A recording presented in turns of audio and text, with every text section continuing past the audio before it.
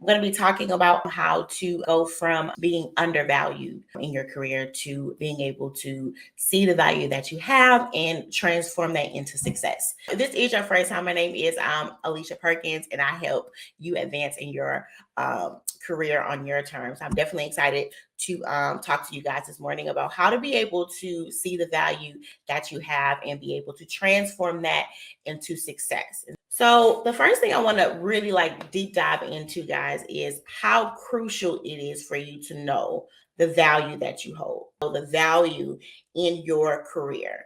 I'm gonna be honest, a lot of people don't. It is not people that's just starting out, right? Or this is not people that maybe don't have a lot of experience. A lot of time it's the people that, or what you would think would be established, right? These are the people that, they do have experience and they do have results and they have been in their field for a while, right? And so I know that, people struggle with this. For one, I think that, most people don't really think about their success that much. I think they only think about how to be successful in the current roles that they have, other than them thinking about their success outside of the role that they have. And so a lot of times I think that people don't give enough thought or don't really spend a lot of time trying to identify the value that they have. And so that's why you can sometimes feel yourself in this little small space and you're like, I think I'm doing good work, but I'm really not sure. And so it's really, really important for you to be able to identify what is the value, the actual value that you have, and also how to be able to turn that into success. Because you can find yourself in your job and you're like, I know I'm doing great things, right? But you do not know what to do with the value that you have. And so that's where you start to feel like, man, I've really hit this little glass roof in my career. I feel like I cannot move beyond this point. And that's because you do not know what to do with the value that you hold, right? So the first thing that I think is really important to understand is the actual cost of not knowing the value. And it doesn't just affect you in your job, right? Because you have to realize how often you are at work, y'all, 8 to 9, 10 plus hours a day, right? And so it's really, really important for you to be able to identify the value that you have. Because if you are in a job and you're having to operate in a role for that long, right, and you do not know the value that you have, for one, it leaves you feeling very insecure. It leaves you feeling insecure. And so when you're having to operate in a state for that long and you don't feel sure, and you feel insecure, a lot of times this can bleed into other areas of your life. And so you feel like, oh, this is just the way that I feel at work. But actually what's happening is mindsets are being formed, right? And even beliefs about yourself are starting to form because of the environment that you are in at work. That's why I feel like it's really, really important. It's more important to think more about who you want to work for other than what it is that you should do, right? Now, I'm not saying that you should not know that job titles or job roles that you want. But what I am saying, I think that people put too much on a job title and they do not think enough about who is it that they work for. You can find yourself in this pursuit to where all you're thinking about is, if I can land this job title, if I can get into this role, right? And you're in this pursuit, and that's all that you think about. You are not trying to find spaces that align with the things that you align with. I always say us, meaning us. We need to be able to find spaces that is going to not only have us paid as we should be paid, but also show us the respect for our expertise as we should have, right? So I think if people would think more about who they work for, other than just that job title, they'll find a lot more success, right? Because what tends to happen is when you start to chase a job title, right, and you start to operate in that job title in the wrong space, it can make you feel like you hate your job.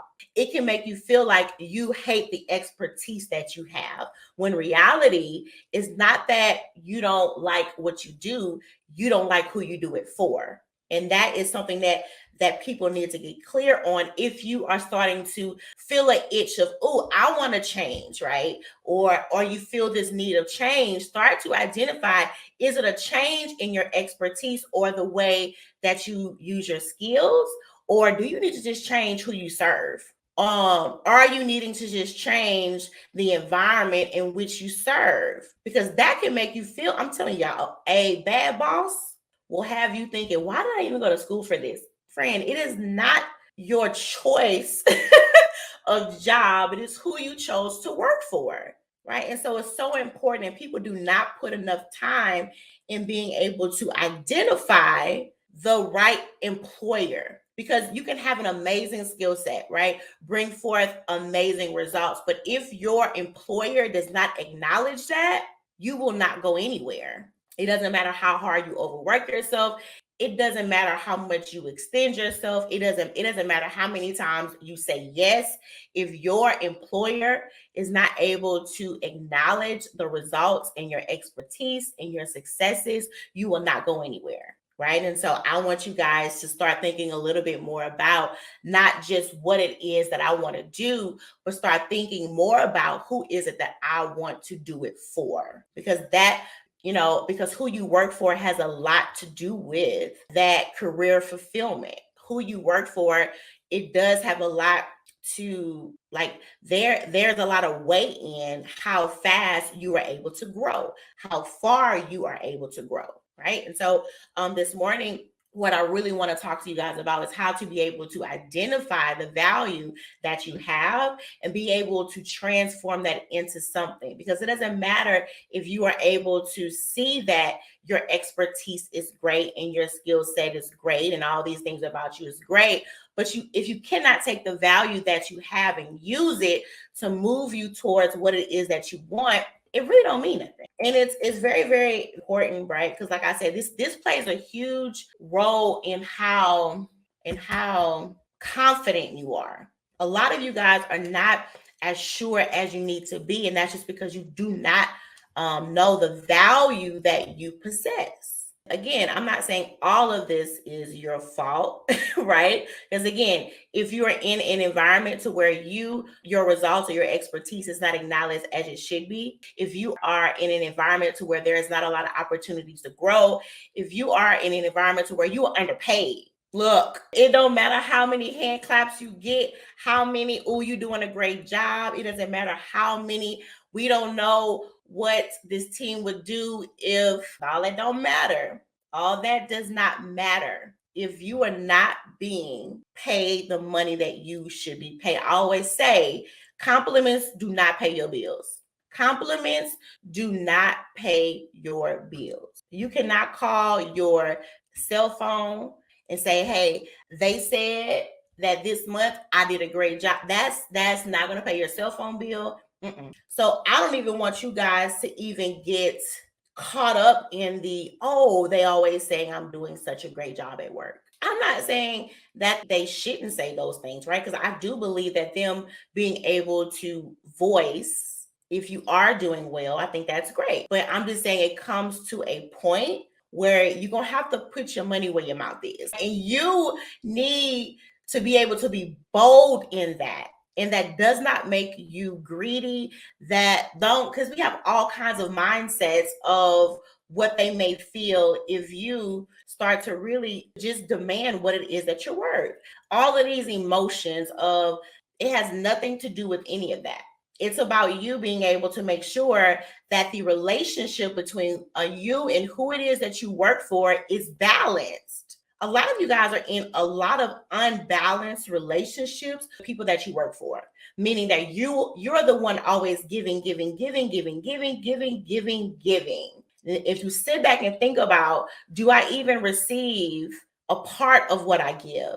And a lot of times the answer is no. So when you're able to ask for what you need and be bold about it, it is not about, them having a mindset about it's about me being able to be sure that the relationship here, because that is what it is, that thing there, that both sides are being served. Both sides have to be served, right? But more times than not, your that job is being served more than you. And I'm a big believer that your career needs to serve you just as much as you serve in your career. And if that makes you feel a certain way, I want you to even ask yourself, why have I trained myself to believe that I have to always be the one giving more than what it is that I receive? You train yourself to believe that you have to always go above and beyond and get back less. I've been there. And not only in your career do you find yourself like this, you found your own, even in your relationships, you will find yourself giving more and more and more and more and more and more. And then you always get back crumbs. But it's because you have trained yourself to believe that is what you deserve.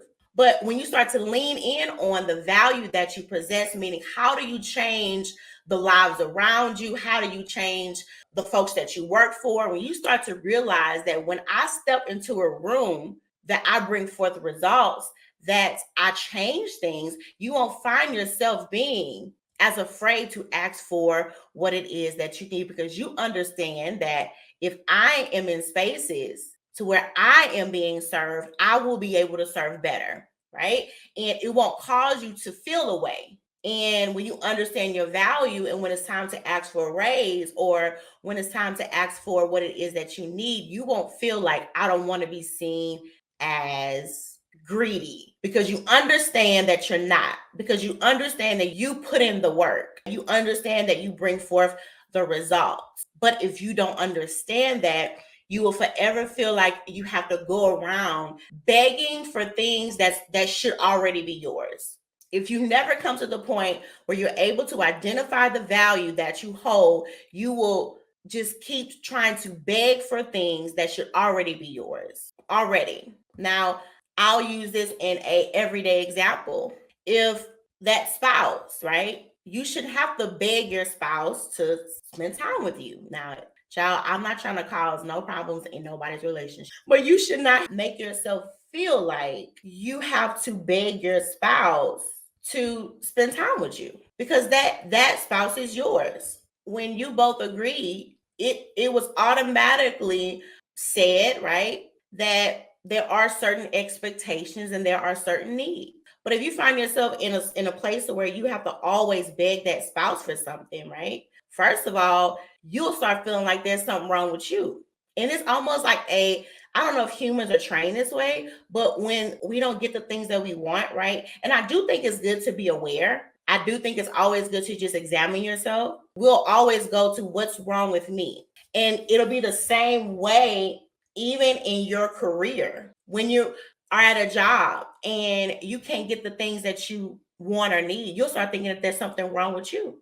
And at certain times, it could be that maybe you have not voiced the things that you want, or even with the value that you have not really been showing up the way that you should. But sometimes it's not you, right? Sometimes you find yourself in spaces to where, one, you just have just outgrown them, meaning the results that you bring forth. Sometimes your expertise can be too much for who you work for. Sometimes your expertise can be too much, meaning, especially if you work under a boss that is insecure, and it's hard for them to acknowledge that maybe you are able to bring forth a result in a way that they can't, right? And so now when you find yourself having to bring forth, results and successes, they don't root you on. They mad. Right? They are very passive aggressive, because it makes them feel a way that they have to lead somebody in something that, hey, this person does it better than me. And I don't know why. I think it's pride, right? But there are some people that you will work underneath that they will never let you be better than them. And that's the worst kind of leader in your career that you can absolutely have. It is very hard to even thrive in those environments, especially when you know when who you work underneath, they are dead set on, you will not move past me. And I think that's the worst kind of just leadership ever. And they will stunt your growth, and they will make you feel like there's something wrong with you, and they will have you starting to just doubt yourself, right? Especially when you are in rooms where you are always being just scrutinized. it'll make you doubt yourself. And what happens when you start to doubt yourself, you start to shrink yourself, right? And as soon as you start to shrink yourself, now it's hard to show up in the way you should be showing up. It's hard to, because all you are thinking is, I don't want to make anybody uncomfortable. And so all you think about is, I don't want to make them X, Y, and Z, when the whole time you are miserable. So it's going to be very hard for you to be able to lean in on the value that you have when all you're thinking about is, I don't want to make them feel X, Y, and Z. When all you're doing is you're showing up and doing the job they hired you for. And a lot of people, especially women, especially Black women, we are always in, not just black women, any kind of just minority. We're always in this, I got to make sure that I'm not doing too much. But what's really happening is, what you are really saying, you do not want to admit, you are always in this, I can't outshine them, because if I do, they're going to feel a certain way. But what happens is, you never show up in your expertise as you should. And so you just shrink yourself. You just go hide yourself away. And then you wonder why everybody around you that has less experience, Billy Bob Joe, can't do half the stuff they hire him for. Every day you thinking like, why did they hire you? You don't, but you be like, why is it that he gets all the raises and he gets all the praises and it's because he's louder than you. And when I say that, meaning that he's just able to bring more awareness, right? Because for one, he probably is not afraid to ask for what it is that he needs. And I just be so confused how people with no expertise be so confident. And all the people with all the results and all the successes, I don't have enough, when the person on side of you ain't got a third of what you got. And they just as confident, right? And so you then start to have this mindset of, oh, things here are not fair. But I always say, yeah, when you work in corporate America, you don't get what you deserve. You get what you ask for. And I'm not saying that, that all of these environments are fair, right? But whether or not you want to believe it, there is a corporate game. Now, I'm not saying that this game should have you lying and cheating. I don't, because I am all about values. I like to be in spaces that's going to align with my values, because I know that if I am in spaces that align with the values that I have, I can operate at my best, right? So I'm never saying to just compromise, character, never. But what I am saying that there is a game, and that game is you learning how to build relationships, and that game is you not being afraid to ask for the things that you need. That game is for you to be able to show up in the way that you need to be showing up. That game is for you is that if you do ask for the thing that you need and you don't get the answer that you need to follow up, right? That the game is, you need to be thinking more about your success than theirs, because their success will always come before your success. So you need to be thinking about your success first. That's the game that I'm saying. And this is the thing, if you go right now and you say, what is the growth plan for my role? A lot of companies don't even have that. They ain't got no growth plan for you. Some do, some, but most don't. Meaning, like, what is the plan that you guys have set down and thought about? That when I am in this role, what is the plan for me to grow in my role and to exceed it?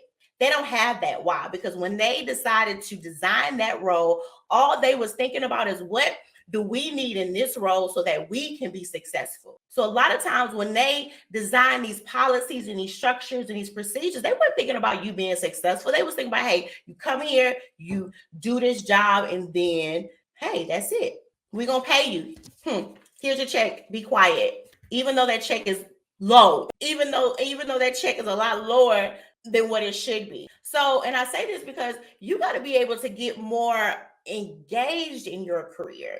And when I say engage is not you just coming to work and just doing your job. Engage is you being able to know what's going on, knowing what moves you need to make, being able to see when it's time to move on, being able to identify when is it time to stay, being able to identify the times that it's time to have a hard conversation, being more engaged, understanding that, hey, I'm not here to just build up y'all success, because I know in a minute y'all will get rid of me, but I'm here to make sure that I can always be in a place to where I can be successful. I want to talk about now is how you're able to identify your unique value. And you start thinking, I don't really think there's anything special about me. I don't really think there's anything really unique about the results or the value that I hold. Right. And so what I want you to do now is I want you to start to identify and think about the value. People, they will really overthink this.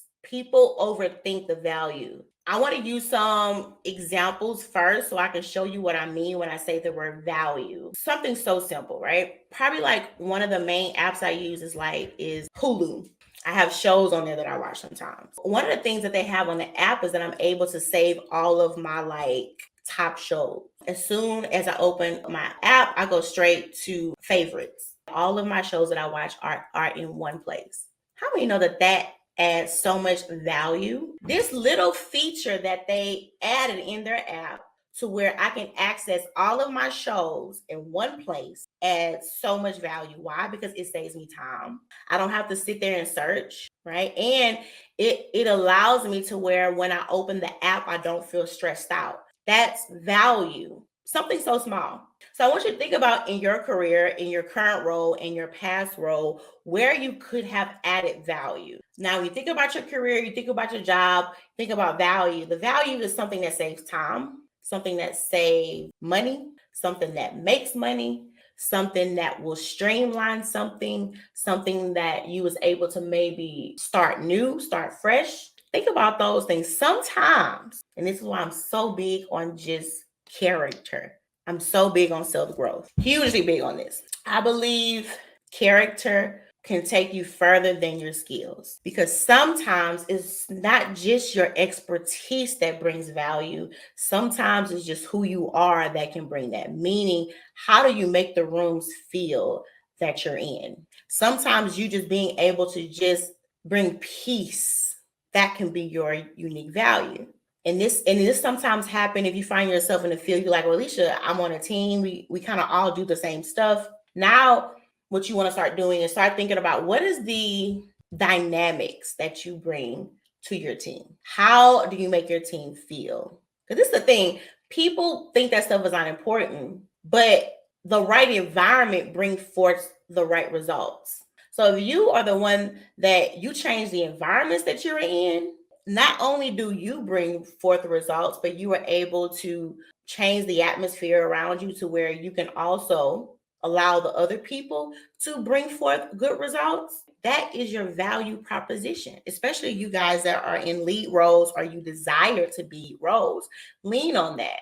Sometimes your soft skills will mean more than your hard skills. I see somebody said personality is what really matters in this world, not character. I don't agree with that, because first of all, that's two separate things. Personality is the actual spirit of yourself. Character, that is what determines the actual choices that you make. So that's like two separate things, right? I believe that they both are important, but when you're talking about good, what you're talking about is just integrity. So that's completely something else. Because you can find somebody that has I just really enjoy them, but the things that they do behind closed doors, you like, that person is a little shady. I know a lot of people that have great personalities and they shady.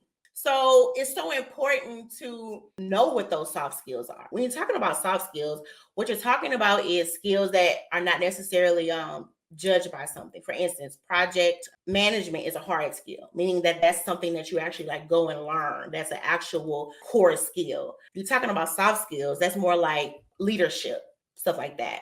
And so what I want you guys to start doing is start to think about what are your soft skills, because those are just as important as those hard skills. Even when you're in your job search, y'all, you start to feel like, I don't know if I have enough experience as everybody else and all this other kind of stuff, right? Those hard skills, that is what starts you off, right? But it's going to be those soft skills that's going to allow you to be able to land those opportunities, because soft skills will cause you to stand out. Because I think over the last probably 3 years, I really think since COVID, I think that us having to be in the house the last year and a half or so, I think a lot of people lost soft skills, and there are some people who did not gain the soft skills. Because think about it, for almost a year and a half, probably 2 years, a lot of us was just in the house. We didn't really have to interact with people. We did not have to really have conversations with people. People lost their soft skills. So now it's even hard for people to even be engaging with people, right? There are some people who they don't even like get on the phone with people. They get stressed out. People like having to talk with somebody, having to hold a conversation, which is like, and I get it, y'all. I would text all day, right? I think it's because it's just more convenient, right? Not saying I don't like to talk to people. It's just more convenient. But there are some people that they don't even know how to hold a conversation. It's hard for them to be able to engage and hear what the other person is saying, right? Listening, active, that is a soft skill for you to be able to sit there and actually hear what somebody is saying, not to respond, because a lot of us will just tend to listen to respond, meaning as that person is talking, we are already thinking about the words to say next, right? But to be able to sit there and hear and not just hear, right? But also understand what it is that they're saying, that's a skill. And a lot of people don't have that. And so if you can start to lean in on what are your soft skills, what are those things about you that make you unique? How do you change the atmosphere in the rooms that you are in? You can also use that. Another thing that I want to talk about is you guys need to start to track your accomplishments. Now, there's like an actual spreadsheet that I made where you're able to go and keep up with your results. Also, keep track of all of these asks that are outside of your job role, that you not only bring forth the results, but you bring forth the results in areas that they didn't even hire you for. How much more valuable are you? But again, it's going to be hard to be able to identify that when you do not keep track of it. When all you want to do is just do tasks. You work. Okay, I'm done. Hold on, friend. Let's sit down and think about this big assignment, this big task. Let's sit down and think about, was there any new skills that you learned having to actually perform the task? What was the actual results that you brought forth when you did the task? Who all was able to reap off of your results? Meaning, was it just this actual space that you're in? Start thinking about what other departments was able to reap off of your success. For one, this is going to allow you to see that your expertise and your value expands way beyond just you. Then it's going to allow you to see what is the impact that you make in your role. Meaning, what is the part that you play in their overall success? You need to be tracking these things. So when you do ask for a raise, it's not just, oh, I wanted to know if, no, it's like, hey, in the last 6 months, I've done X, Y, and Z. And I'll say this, that there's a big difference between a raise and a pay adjustment. And a lot of y'all thinking that you need to get a raise, but you need to get a pay adjustment. The difference between a raise is when you have exceeded expectations, it's time for a raise. A pay adjustment is when what they hired you for does not match the results that you bring forth. So start asking yourself if your pay needs, is this a raise, or if you need to adjust your pay. It's also important in you being able to transform your value into success, is you being able to keep up with what does the job space say about your skill now, market value. Because even over the last 3 years, guys, oh my God, so much has changed. There are certain times when skills are worth more. We think about 2020 when the whole thing with the virus started. You notice that there was a big boom in what? Technology jobs. Why? Because we were using more tech. Folks were staying home more. So what happened was they had to build more things, right, to meet the need that we were in at that time. You saw a really big need in tech skills. Whereas, so there were people that they had people that was already in the field for years. They were able to leave the job that they had, go find the same exact job and be paid more, because in that time, tech skills were huge. Tech skills are still a huge thing, right? Because it ain't going nowhere. But the reason why you've seen so many people laid off is because they really overhired over the last 3 years, right? So all of these people being laid off, not saying all, but a lot of them is not just, oh, this field is going down. No, they just had a lot of it. It's important for you to even know what are your core skills and which of those core skills are in demand right now. Just off of you knowing just basic market, you could be able to ask for a raise because you understand, hey, I've been here for the last 4 or 5 years. right? Right? Market says that my role is X, Y, and Z. So it's so many different ways that you guys are able to make more money, advance, grow in your career without overworking yourself.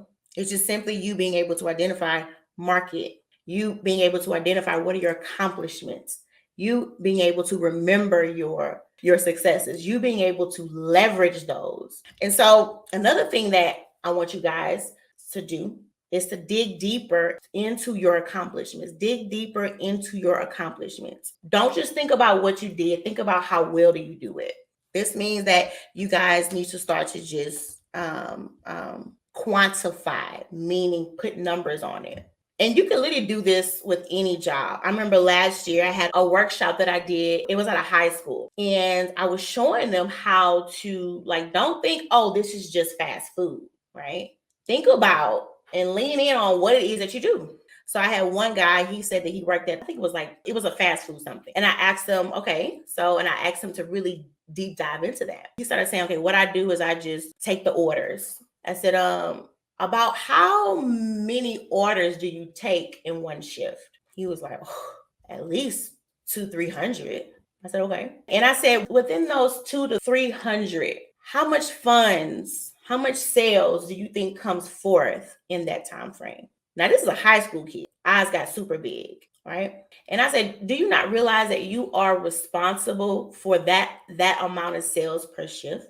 Because you do realize if you could not stand there, right, and get these people food right and serve them in a way that they were happy, they wouldn't pay, these people would leave, all this other kind of stuff. And if they have a great experience with you, this now allows them to what? They want to come back. So that is what repeated sales. Now, this is a high school kid. A lot of y'all got 10, 15 years doing way more than this. I was like, okay, so how fast are you helping? And I mean, I went deep with him. So the time when I was finished with him, he was so confident.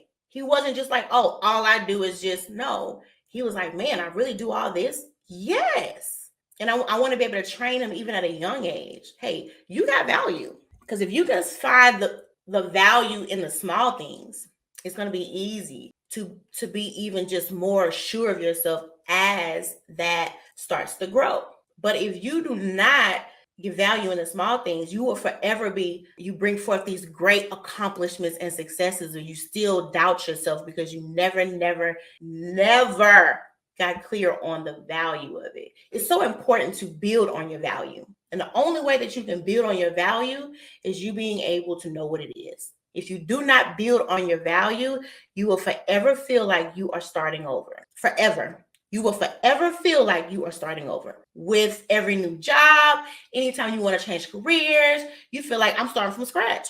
Yeah, because you never identified the value that what is the problems that you're solving for these companies? If you work at McDonald's, you're solving problems, right? And so I want you guys to be able to think about what are the problems that I solve every day. Stop thinking about these little tasks I do. The tasks, when you focus on the tasks you do, you will always just shrink your expertise. Right? I had a client I was working with, and I was helping her to get clear on her value. And I was asking her, about her job and her role and the things that she did. And she said, so she started telling me about, she makes spreadsheets and then she got stuff. I'm like, okay. So I was like, what is the problem that this spreadsheet solves? If that issue isn't solved, what could go wrong? And if that could go wrong, what would they lose? And if they lose that, what would happen? So you see, I'm digging deeper. So by the time I was on my client, she was like, girl, this thing I don't do no spreadsheet. Ain't nothing to do with a spreadsheet, friend. The spreadsheet was a tool that you used, but that wasn't the result. And so you got to think about that. Don't think about these little tools that you use to help you. Think about what is the result that I bring forth, the problem that actual result solves. If that result did not come forth, what would that mean for them? How did this result allow them to win or to advance? Right. And so thinking about this, guys, is going to make you, it's going to make you feel you're going to feel so sure about yourself, because you're like, wait a minute, I'm doing all this and I'm afraid to ask for a $5 raise. You'll start realizing, hold on, I've been playing it small. But if you don't know that, Even with you guys being able to ask for a raise, I need you to get concrete numbers. Those numbers or those asks need to come from something. I had somebody the other day. I asked her, I said, okay, so you say that you want to make more money, right? She was like, yeah. I said, okay. I said, is there a range that you have in mind? She was like, yeah. I said, okay, what is that? She was like, $5,000. I said, okay. So you want to be paid $5,000 more? She was like, yeah. I said, okay. I said, so where did that come from? She didn't know.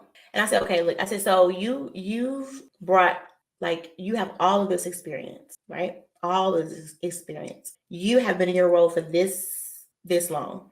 And so think about $5,000. $5,000, y'all, over a year's time before taxes come out is about maybe $405, $410 or something. Before taxes, before any expenses, anything, $400. And I say, you just said that you need this next move to be a big move, but you only want $5,000 more. I say, after expenses, after they slice your check up, you may take home to something. So you mean to tell me that you've come this far and you only want to bring home an extra $200 and something a month? Now I'm going to pause here. Now I do get it. That extra $200 some a month is a lot of money for some people. Cool. Okay. But you just said that you want to go big. First of all, you cannot pull a number out the sky. Number two, you got to be able to identify what is the value of your skill set in the current market that we are in. And if you don't know that, you will forever be lowballed. And so when you at work and they say, here, girl, here's an extra, here's a raise for extra $2,000-3,000 a year, and you feel like you just won, but you don't realize that's before taxes. That's before benefits, all of that. Being able to get clear. And guess what? They won't tell you nothing. They will act like they just did you this great thing and they did nothing. When they will go and buy pizza for the office and spend $1,200, like it ain't nothing. But you that's solving problems in your company every day, a lot of times exceeding expectations, and you allow them to throw you an extra $300 a month when they spend more than that on pens. If you cannot get comfortable in the value that you bring and be able to have conversations and express those accomplishments and results, you will forever be underpaid. I had a client that I work with. I helped her to get an extra $30,000 in her current role. She didn't have to say, oh, if y'all give me this raise, I'm gonna, no. Based upon what she already did. But when she came to me, she didn't know her value. We sat down, we dug deep into her accomplishments, her successes, right? We then made a raise proposal based upon X, Y, and Z, coming prepared to the conversation. You cannot be able to have these conversations if you're not prepared. She came prepared. And when you come prepared, that shows them something. She understands that what she does is valuable. But when you have these conversations and you just, hey, y'all, absolutely not. But they was able to. Now, I felt away though. I did. Because I'm like, they been knew you was birthed this. Why they playing with you? But she did not get what she wanted until she asked for it. You cannot, oh, I'm just going to wait until what? You already been waiting. 2, 3, 4, 5. Until what? She did not get what she wanted until she asked for it. But she was not confident to ask for it until she knew the value that she brought. And then at that point, girl, she was like, wait a minute, hold on. I think we need to talk about, because, when she came to me, I sat down with her, and because it was a lot of different things. Like, she was at the point in her career where she had done good, but she was at the point, she was like, I think I want to try something else. So I was trying to help her get clear on what that next move was. And so she was ready to go. Like, I'm done. I said, hold on. Well, what we need to think about is, how do we leave better? How can you milk the opportunity that you already have? People are so quick to run at something new. You ain't even milked the opportunity that you have. So I said, let's sit here. Now, be different. If the environment toxic and that's different. But if you like, oh, it's good, I just want something else. Let's see what hidden opportunities are untapped here. as we plan your next move. So now you're able to get this really great raise in your role, and you can now what? Leverage that in your next move. Being able to make career decisions that are strategic. And so I want you guys to start to dig deep in your accomplishments and your successes, and start to be able to even identify what is the value that you bring forth in your role. Also, look at not just the results that you bring forth, right? Think about how do you bring those results forth? What is your special touch, or what is your secret sauce that allows you to be able to bring forth the results that you bring forth? Because these results don't fall out the sky. To everybody else, your results may come forth easy, but you may know, look, there's a level of expertise that you don't know about. There's an example I use all the time. Y'all, I can't bake for nothing. Like, I will brownies out the box be coming out hard. I just don't know. I can cook, but I can't bake. I don't know. I don't know why. I have somebody in my family that can bake so good. I mean, it don't matter what they do. It's just, and so she has this pound cake. Y'all, this pound cake looks so basic. Ain't nothing special. But when you eat it, oh my God. Tastes like manna from heaven. Melts in your mouth. When I asked her how to make this cake, she said that, first of all, it was so many different ingredients, right? Like, she was saying how certain ingredients, they had to be out for like a whole day, and they couldn't be cold, and they had to be, it was so many details that went into this basic but delicious cake. So you could think, man, I bring forth good results, but to everybody else, like, oh, yeah, that's good. But the secret sauce is in how you brought it forth, right? So I want you guys to start thinking. Don't think, oh, this results ain't nothing. First of all, it is something, because if it wasn't nothing, it would not have hired nobody to fill that role. So all of you who keep saying, all I do is just, stop saying just. It was important enough for them to hire somebody to do it and to pay them. It's important. Start thinking about not just your results, but think about how well you bring forth the results. What in the process allows you to do a great job? Are you able to save money, time? Are you able to really streamline? Are you able to just collaborate with other teams, which is another skill that a lot of people don't have? So start to really deep dive in that to really identify what is the value in that. Again, keep track of it. Make your own like little brag book. So every time they try to play you, you open up your brag book and you first remind yourself of who you are, and then remind them of what you've done. And you won't always feel this, I got to do more. No, you don't have to do more. Go back and find the value in what you've already done. It's there. I don't care what kind of job you have. It's there. I had a client that I work with.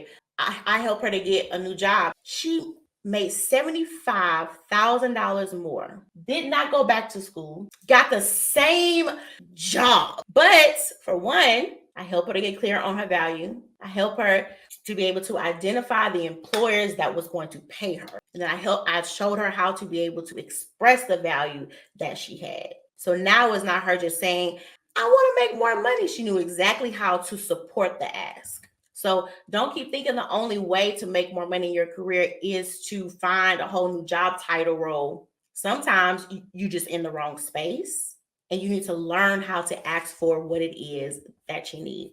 And so, guys, this is my last point. What I want to talk about now is you being able to really take action. I want you to take action on what it is that I'm saying, because it is going to help you. It's going to change the way that you think about yourself. It is going to change the way that you even see people that you work for. You'll stop trying to play it small with these people and with yourself.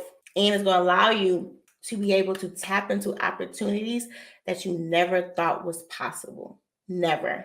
And it's going to allow you to see that this whole time I had enough. I had enough. I didn't need more.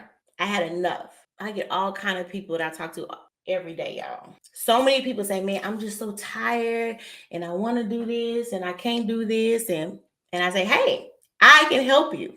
But that fear comes, or they start to just overthink it. And then they look back and all they're left with is complaints. All they're left with is excuses.